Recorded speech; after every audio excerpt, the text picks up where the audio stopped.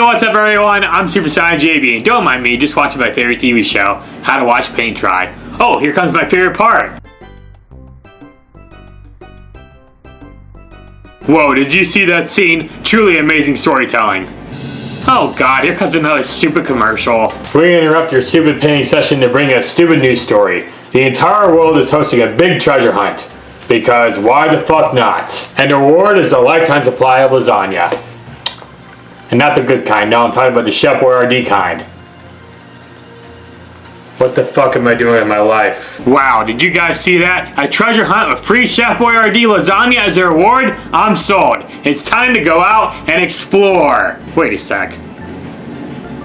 Oh no, today's Monday! I hate Mondays. You know what? Screw it. I think I'm just gonna sit here on my couch and play Garfield Lasagna World Tour instead. Now that's a real way to spend a Monday. Garfield, everyone's favorite talking cat who hates Mondays and loves lasagna. Garfield has been around for many years now. He started off as a comic book character in the newspapers. You know, those things your grandpa used to read every morning. Later on, he got his own TV show, or shows, as well as a bunch of movies, and of course, some video games.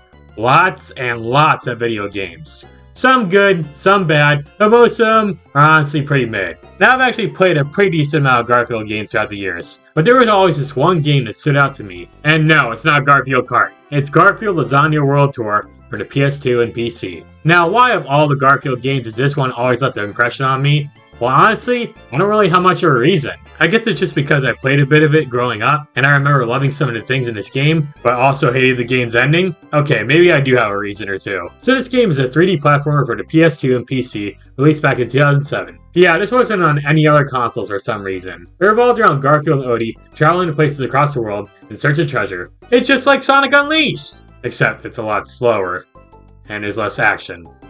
And no Sonic, of course. But other than that, it's the same thing. Now, I've been wanting to make a review on this game for a while now, and after a lot of procrastinating, I think it's finally time to start playing and reviewing the game, so let's go ahead and take a look at Garfield Lasagna World Tour! And here's the title screen. Not much to say about it, other than the fact that it's just a background and the first level in the game. Odie's running around here, though. Anyways, we jump into adventure mode, and our game with the opening cutscene of Garfield, talking to the audience? Or Odie? I honestly don't know who he's meant to be talking to here in this scene. Anyways, Garfield is about to eat his cake. Cake is my weakness. But Odie knocks it out of his hands, and Garfield gets pretty mad at him and threatens to kill him.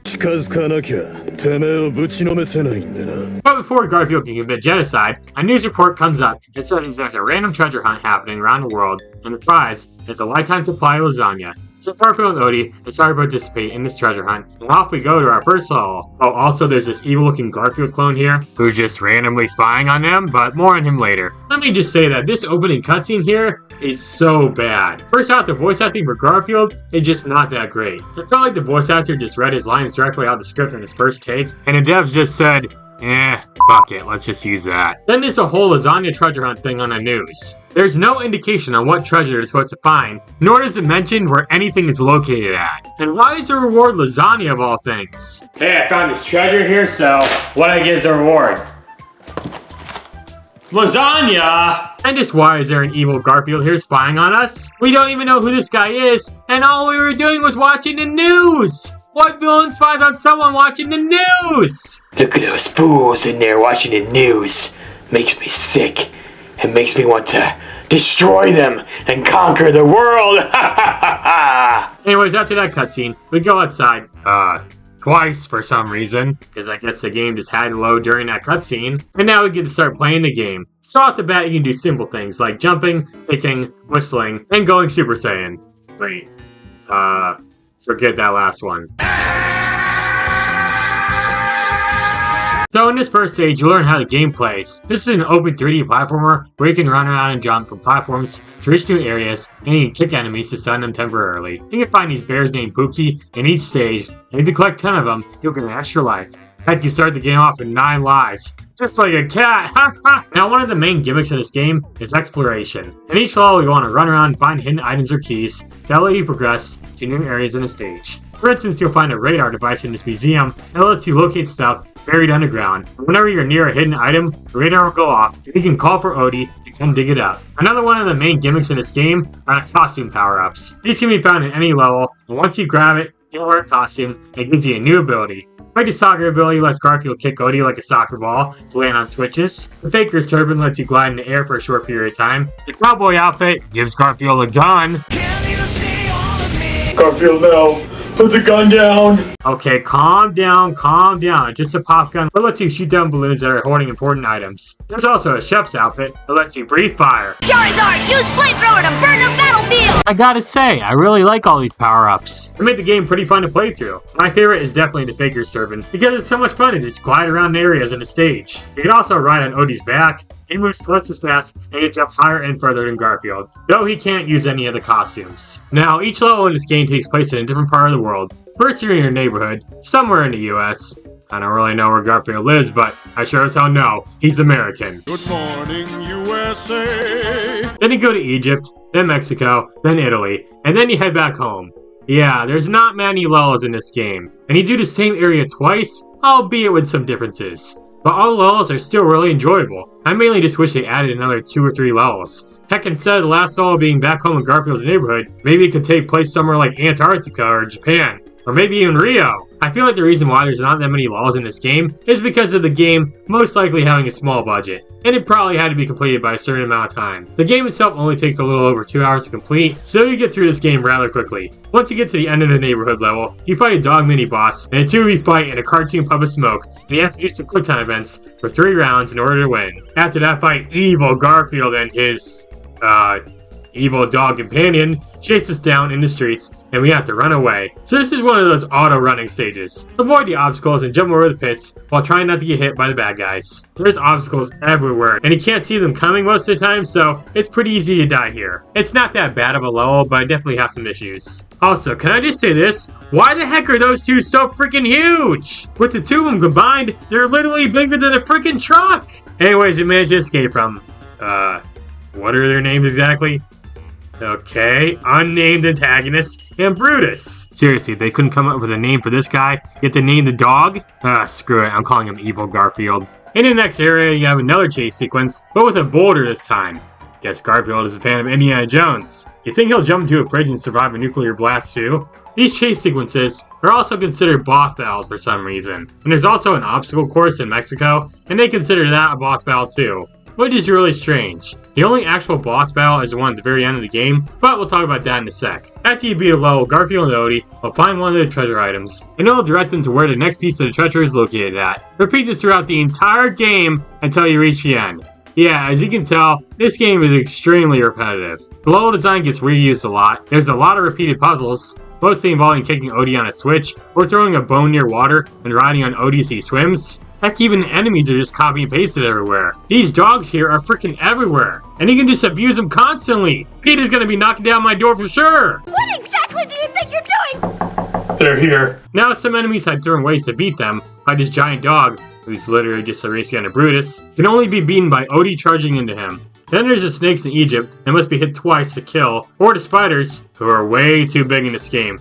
Geez, sure like as big as Garfield. Imagine seeing those things in your house! Back you! Back, I say! So yeah, this game is pretty repetitive overall. It does try a few unique things though, like there's a level where Garfield and Odie switch bodies, and you get to play as Odie for a bit, and there's a level where you maneuver around some broken bridges, which is pretty cool. Then there's some music. It's not really that good. They repeat music tracks constantly, and none of them are really that memorable. The sound design is also pretty bad, with lots of background noises repeating constantly, and as I stated before, the voice acting sucks big time. But what?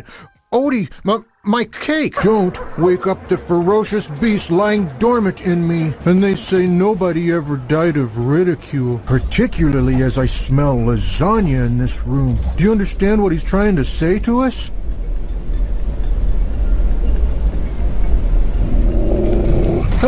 I don't want to wind up in tacos. Run, Odie, run! Oh, also, Garfield will insult you if you let him die. Sure you play using your hands? After a bit, we finally find the last piece of treasure, which is the key, and unlocks the vault of lasagna. But oh no, evil Garfield is taking it! So he kicks him down, and now it's time to fight the final boss. Phase 1 is evil Garfield charging you, or riding on Brutus. All you have to do is stand in front of these explosive barrels, and he'll do a charge attack at you, then just get out of the way, and he'll damage himself. Repeat this 3 times, and then we jump into phase 2 of the fight. Here, evil Garfield will get into a giant robot. In this phase, he'll walk around slowly, and you have to pick up costumes to avoid attacks, then kick Odie at him until he's beaten. And now we get to experience one of the worst endings I've ever seen in a video game. After beating evil Garfield, Odie carries a hurt Garfield back home, and then we see Garfield chasing Odie in the front yard because he apparently hid the key to the lasagna vault somewhere, which turns out it's buried in his doghouse. But Garfield never finds it, so the game just ends with our entire journey having no satisfying payoff whatsoever. Look, I get Odie's dumb and all, but why the heck did he hide the freaking key in the first place? He loves lasagna too, and he joined us on this stupid quest, so why did it end like this? Did they really not even have the budget to make one last cutscene of them opening the lasagna vault? We literally traveled across the entire freaking world and got nothing in the end. This game's ending is just pure horseshit. Why did I even play this game if all it led to was this? So yeah guys, that was Garfield Lasagna World Tour. Now, despite its horrid ending, I thought the game was decent. Not the best, but it was enjoyable. Honestly, it was one of the best Garfield games I've ever played, despite its flaws. Yeah, it got super repetitive, and that ending was pure garbage. But still, the levels were pretty fun to play through. The game controlled really well, and I love traveling to all the different places across the world. So yeah, overall, I'd say this game's good, but far from perfect. It's way better than the Garfield show thrown the Space Lasagna. That game was pure agonizing garbage. So yeah, that was Garfield Lasagna World Tour. And like I said, it's an alright game, but not perfect. It's a pretty fun game to play through, but it gets so freaking repetitive, and the story is just not that great. I still can't get over the fact that they had a world treasure hunt game, and the reward was freaking lasagna. It should have been ravioli!